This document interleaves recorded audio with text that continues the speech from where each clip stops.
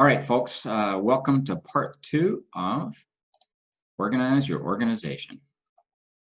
Let's get right into it. If I can get my slideshow going and my presenter view. There we go. All right, so it's time to take a look at your goals. So you've done your SWOT analysis. You've got a really good picture of where your business is. And it's time to make goals, make your priorities that you've got to get done into a goal, and you've got to choose those things. Got to formulate them. Got to make it so that you can accomplish them and not just make it a wish. So the way we do that is with SMART goals. SMART's an acronym. Stands for specific, measurable, attainable, relevant, and time-bound. So specific is, as an example, you want 3 new clients by the end of the month. Or you want 30 new customers by the end of the week. Or the end of the month. Whatever. That's specific. It's measurable. I added you can't just say, I want some new clients or I want new customers. You got to have a number that you can measure. Are you getting there? Attainable. Is it realistic? Do you have any data? And you know, I really understand the aspirational nature, and you want to, grab as much as you can, perhaps.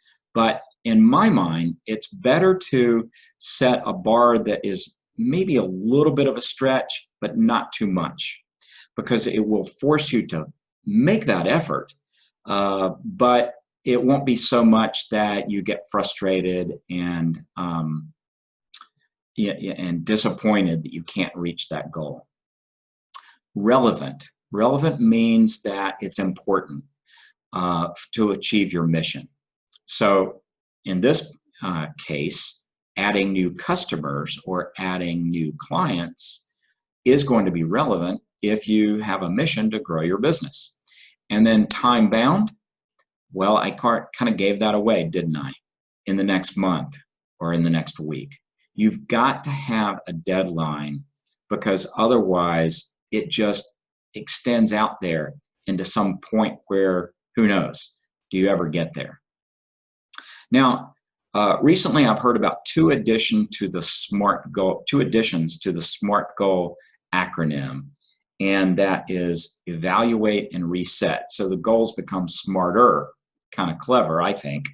Evaluate is to go back and look at, once you have hit that deadline, evaluate, was the goal an appropriate goal? Was it specific enough for you to get the job done? Did you put measurables in place? I want to clean out the storeroom. Might be a good general goal, a good general intention, but it's like, was it too much? Just don't know how much is in the storeroom, right? So you got to look at that, evaluate, go back and evaluate. And then the R, which stands for reset. And that is, yeah, I kind of overdid it. I asked for too much, so I'm going to reset. So for this next time-bound interval, I'm going to do a better job. I'm going to reduce the amount, or I'm going to increase the amount because it was too easy last time.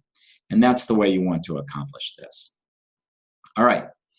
Now, in your marketing, getting better organized is not just doing this or that or what have you, what I call chasing squirrels. It is to plan a campaign. And a campaign means that there's a bundle of strategies and activities that you engage in that will achieve an outcome that you can predict and is desirable. So we might look at this as like a domino set. You're setting up the dominoes in multiple streams, if you will. And if you do if you push that A domino over, it will hit the B domino. The B domino will hit the C domino and achieve that set goal. It will be done. The C will hit the D and the E and that will start to set off the F, G, H, I, etc. And you can have multiple things going on at one time, but it's all conditional on if this thing, then that thing, and if that thing, then the next thing. And when you're planning a marketing campaign, again, this gets back into knowing your customer and knowing your team and keeping your team motivated. And doing different things to market can be attractive to both your customers and new customers, as well as something fun and interesting for your team to do. So, as a for instance, in that campaign, you are planning something that is more seasonal, perhaps, or it recognizes certain days, or even perhaps it recognizes what's going on in specific customers' lives, clients' lives. It's a business, and guess what? They're celebrating their 10th anniversary. So what are you doing to help them celebrate? That can obviously cement the relationship with you so you can maintain that customer for a longer period of time. So plan out your campaigns. All right. Next thing in organization is most of us have legal issues which are a little bit unattended to, incomplete. It may be some contracts that you've got with clients, service contracts. It may be contracts with vendors. It may be leases, updating your lease. It could also be changing your incorporation, articles of incorporation. It could be more in your personal life that you do not have an updated last will and testament. So make sure that the legal loose ends are tied up. Maybe you haven't paid your taxes. Maybe you,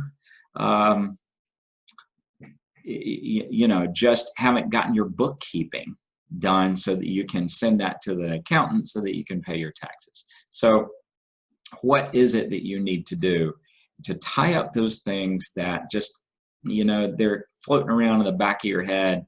They're onerous, they're annoying, but they're really important, and you got to get them done. All right.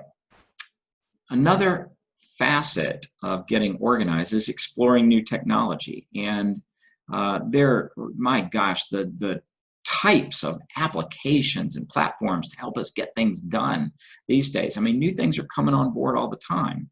I just turned a client on to a web-based application called Zoom. No, excuse me, not Zoom. That's what we're using right now. Loom. Loom is a way to record short little videos and give them to team members while you're talking about what's on your screen. And so you can just give them like a little 2-minute, 5-minute, 10-minute update on information that needs to be shared, that day kind of thing. And very effective at helping you convey the whole communication package, particularly if you are working virtually. Now, there are also really good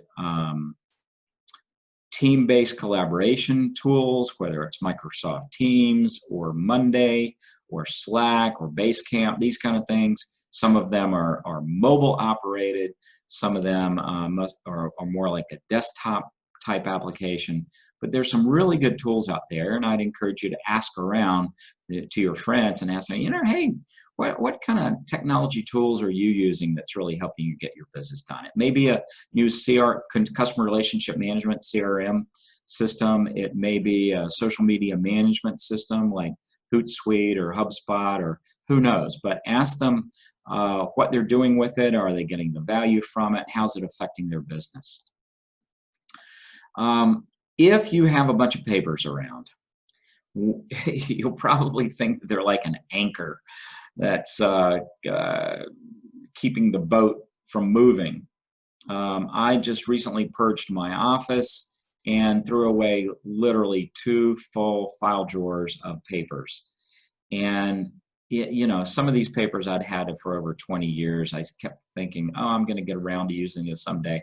Hadn't done it in 20 years. Realized that if I hadn't done it yet, probably not going to. And so I just got rid of them. And now I did keep a number of papers, and I have scanned them, and I have kept them in a cloud archive. Now let's not get too clever about cloud. What a cloud means is somebody else's servers. And if they are somebody else's servers, it means that somebody else can be looking at them. So you want to make sure that you're using somebody else's servers who are reputable and have agreed upon confidentiality, contractual, legal confidentiality agreements that the property is yours. I'm sure at some point it might get very complicated with all the hacking that's going on, but nonetheless, do the best that you can if you're going to archive papers offsite.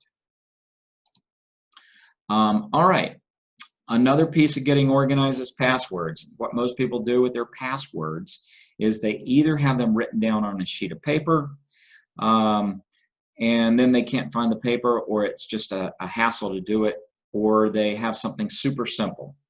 And it's like, you know, their name plus, you know, 1, 2, 3, 4.